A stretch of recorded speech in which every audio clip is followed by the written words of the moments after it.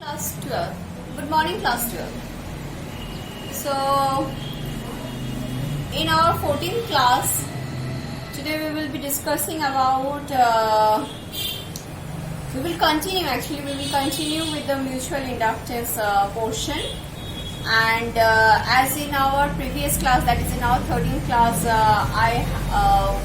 we talk about the mutual inductance and we came to a conclusion that the coefficient of mutual inductance is equals to K times root over the coefficient of product of the coefficient of the self-inductance of two inductors. So this was the relation between the mutual inductance and self-inductance we have found in our previous class. Now as you can see that in the board I have drawn few figures. I will come on this topic 2 minutes later. Before that, let us talk about the factors affecting the mutual inductance between two coils. So what are the factors which will affect the mutual inductance between the two coils? The first factor is the shape and size of the inductor. The shape and size of the coil of the inductor has a great influence on the mutual inductance between the two inductors. Then the separation. The separation between two inductors also plays an important role. Then the permeability of the medium present as the core of the two inductors. That is the mu value. Okay.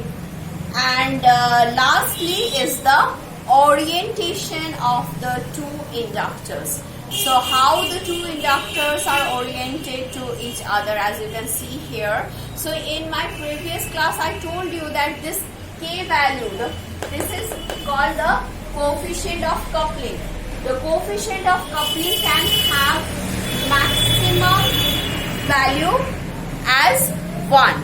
So the coefficient of coupling can never go above 1. So its value lies between 0 and 1. So here we will find that this type of orientation, in this type of orientation, the value of K is minimum.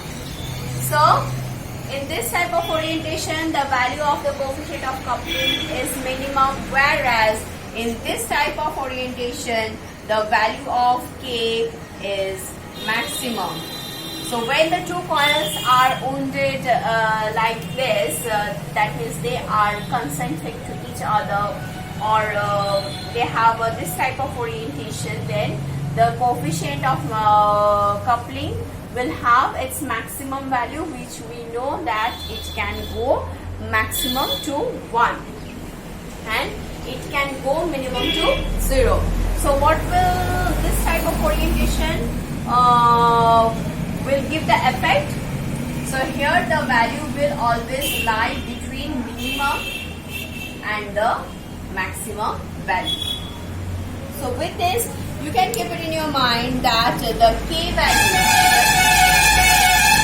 value means what? K is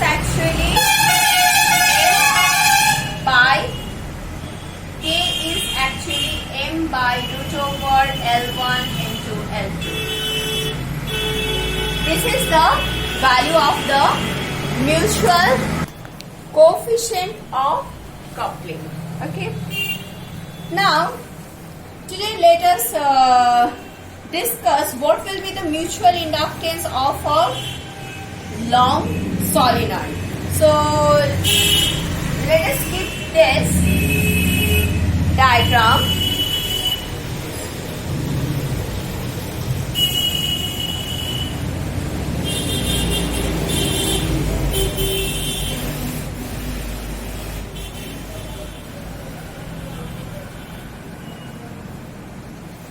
And make it a long one.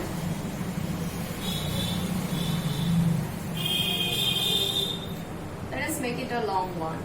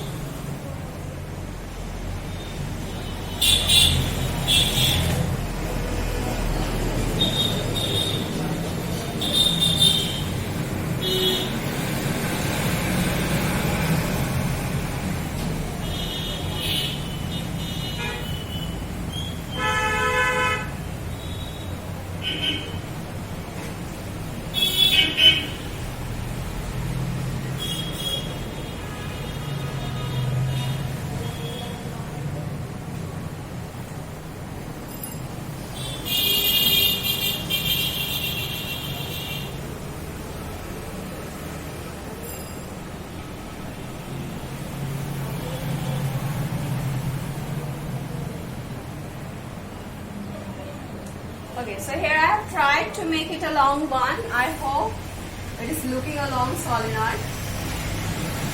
So let us take that the length of this solenoid as L. Okay.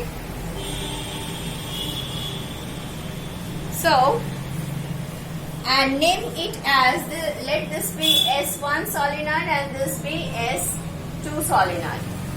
So, according to the figure, if I will be passing current through the S1 solenoid, if I will be passing I current to the S1 solenoid, then it will produce a flux, and that flux, the flux produced in the secondary solenoid or S2 solenoid, you write it down. Let us write the heading first. Mutual inductance of two solenoid. Mutual inductance of two long solenoid.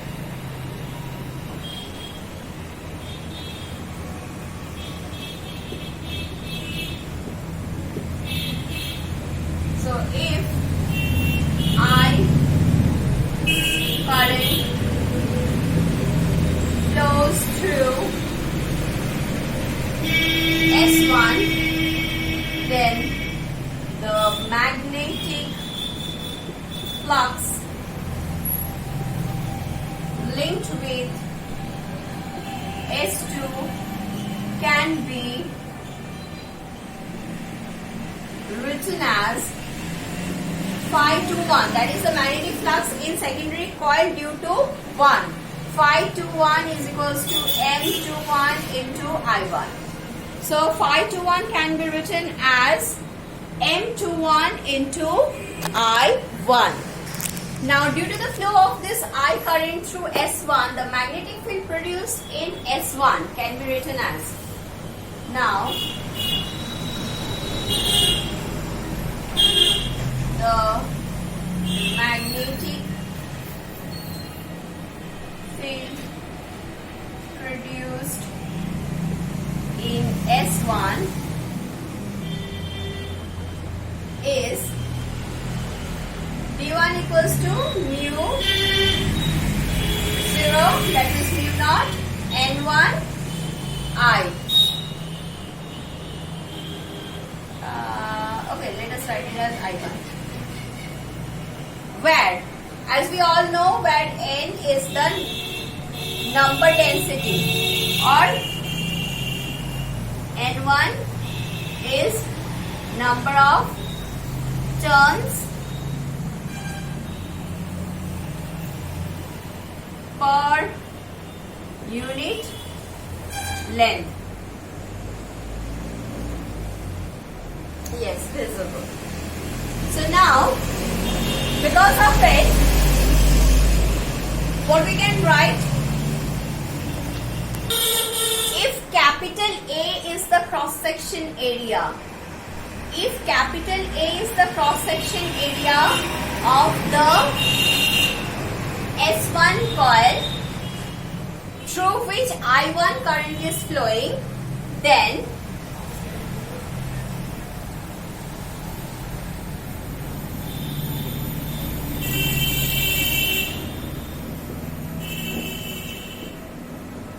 cross section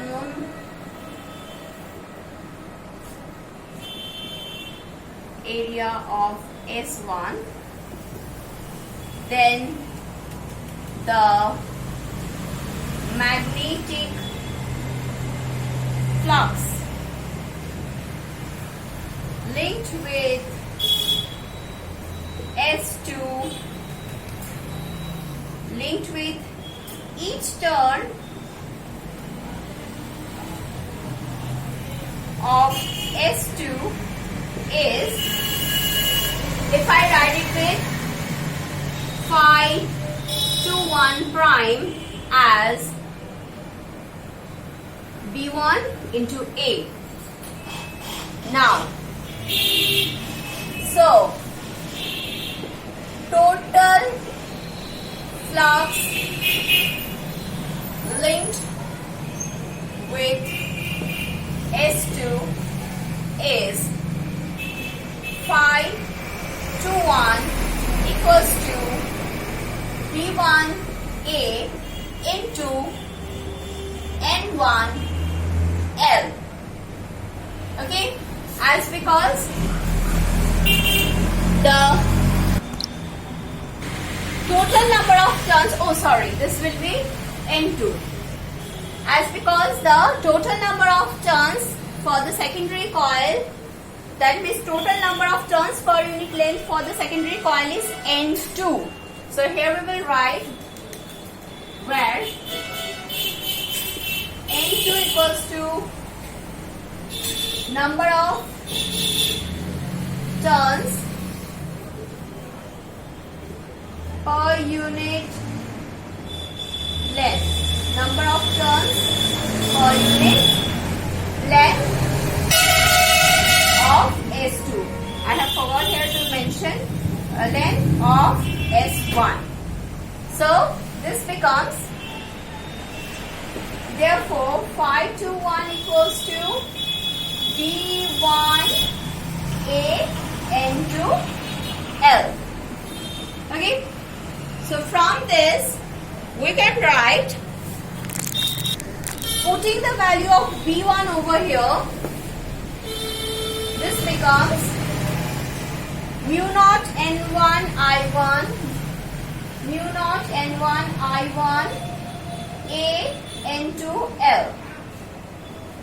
So now this phi 21 is nothing but mu 21 I1. Now from both the sides we can cancel I1. So this becomes the mutual inductance of the secondary coil due to the primary coil or the primary solenoid, M21 can be written as mu naught N1 N2 AL. Now here we can show you that if I will be passing current through secondary coil, then also we will arrive to the same conclusion. So for that, let us quickly see how it will change when I will change the whole scenario like this. So now the I2 current is flowing through S2. Then this will become phi 12 will become M12, and that will become I2. So now the magnetic field in S2 will become B2 equals to mu naught N2 I2, where N2 is the number of turns per unit length of secondary solenoid. So if A is the cross-section area of S2, then the magnetic flux linked with each turn in S2, that is 1, 2, this will become 1 and this will become 2. So it becomes, so the total flux linked with S1 can be written as 1, 2, 2, 1, 1, 1. So this becomes 1, 2, B2, N1, A, N1, L. So on both sides, from this I am not changing it. I am writing once again. So for this we can write it down, M12 I2 equals to, this becomes mu naught, mu naught into I2, mu naught into I2 A N1 L. Okay, so from both sides I can cancel it, and M12 becomes, is it visible? Yes. So mu naught N1 N2 AL. So from these two relation, now from these two relation you can easily say that M12 is equals to M21. Okay. So this relation helps us to prove that whether the current is flowing through the S1 solenoid or the S2 solenoid, the mutual inductance between the coefficient of mutual inductance between the two solenoids will be equal. Okay. So in our next class, we will be discussing about the mutual inductance of two concentric coils. Till then, you practice this one and keep this thing in your mind, which will help us to develop the next concept. Take care.